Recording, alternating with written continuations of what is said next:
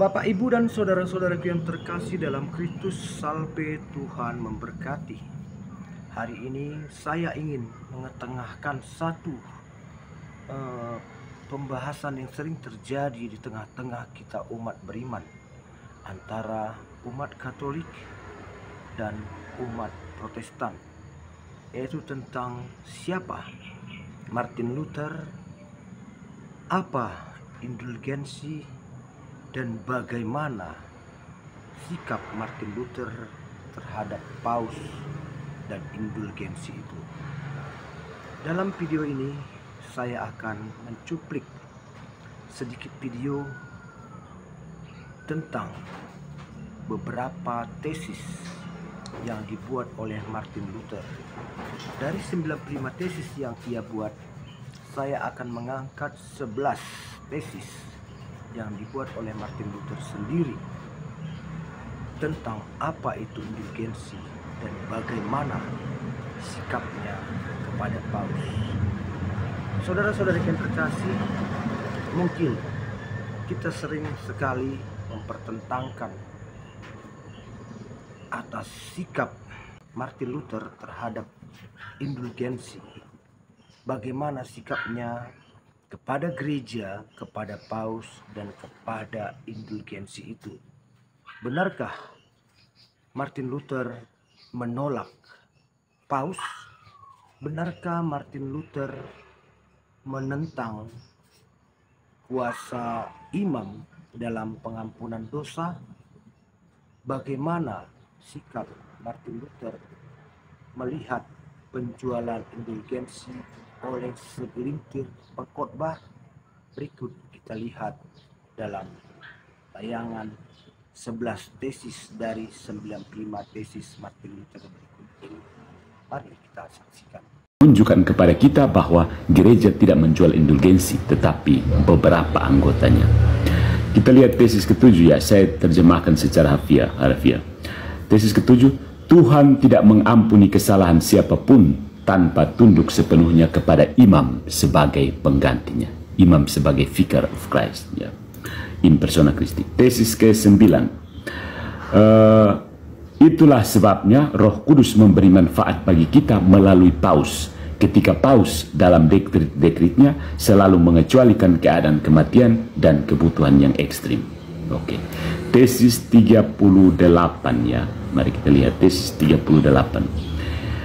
Meski begitu, pengampunan dan partisipasi paus sama sekali tidak boleh dibenci, karena seperti yang saya katakan, itu merupakan deklarasi pengampunan ilahi. Orang-orang Kristen harus diajarkan bahwa jika paus mengetahui pemerasan yang dilakukan oleh para pengkhotbah indulgensi, dia lebih suka mereduksi Basilika Santo Petrus menjadi abu daripada membangunnya dengan kulit, daging, dan tulang domba-dombanya. Orang-orang Kristen harus diajarkan bahwa paus akan bersedia, seperti tugasnya, untuk memberikan uangnya kepada mereka yang darinya beberapa pengkhotbah indulgensi dengan licik mengambil uangnya, bahkan jika perlu untuk menjual Basilika Santo Petrus. Tesis ke-53, nanti kamu baca sendiri, ya, bandingkan sendiri. Tesis 53, mereka yang dengan memberitakan indulgensi benar-benar membungkam firman Allah di gereja-gereja lain adalah musuh Kristus dan paus.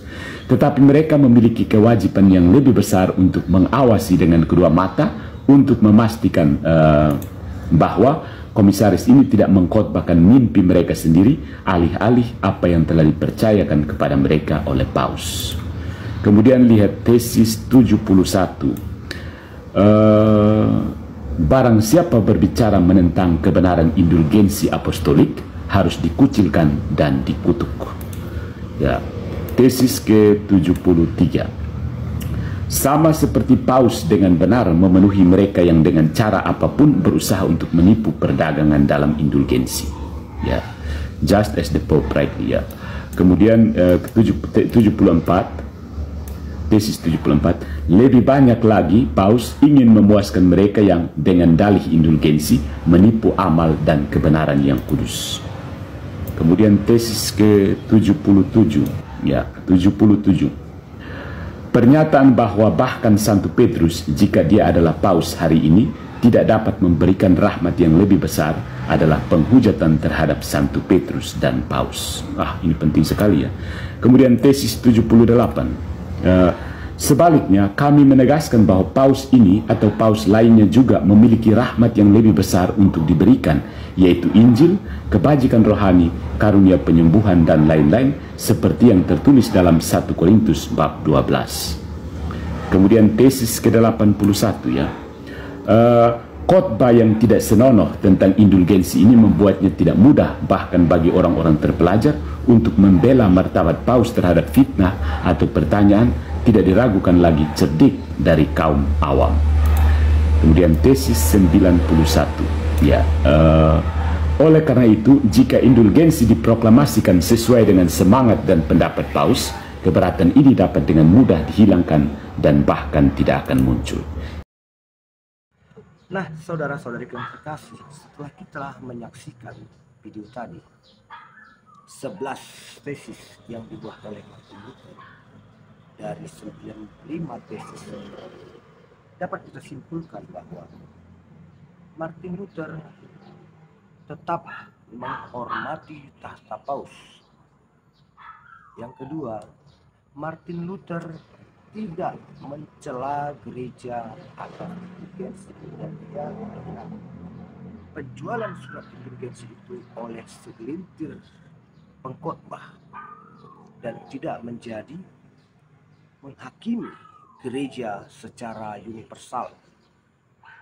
Dan yang berikutnya kita lihat bagaimana dia tetap menghormati tahta paus, tetap bahkan mengecam orang yang menghina paus, dan menghina paus sama saja dengan merendahkan Petrus sang rasul. Semoga dengan video singkat ini kita semakin dapat memahami siapa Martin Luther, bagaimana pandangannya terhadap indulgensi dan pandangannya terhadap kepausan. Amin. Tuhan memberkati.